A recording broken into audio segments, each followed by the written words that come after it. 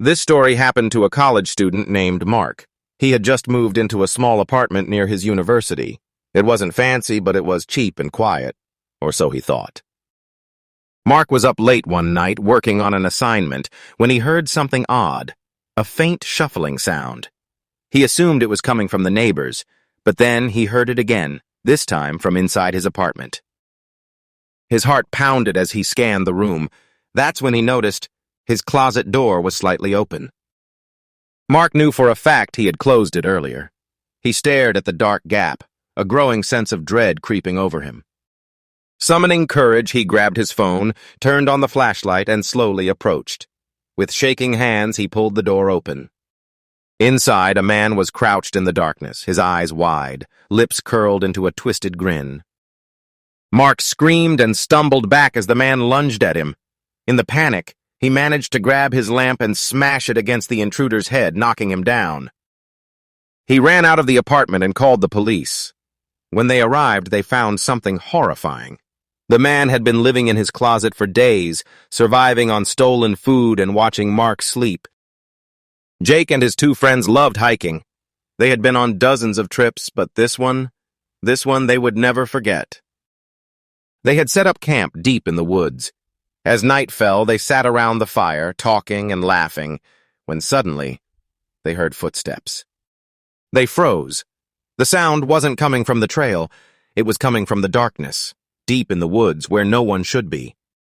Jake grabbed his flashlight and shined it into the trees. At first, they saw nothing. But the figure emerged. A man in old tattered clothes just standing there staring at them. "Hey, you okay, man?" one of Jake's friends called out. No response. Then the man smiled, a slow, unnatural grin. Suddenly, he started running straight at them. Panic took over. They grabbed whatever they could and ran toward their car. As they sped off, they saw the man standing on the side of the road watching them leave.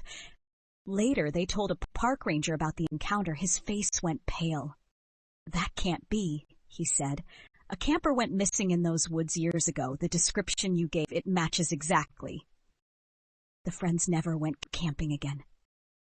Samantha had just moved to a quiet suburban home with her husband. It was a peaceful neighborhood, but something about the house off.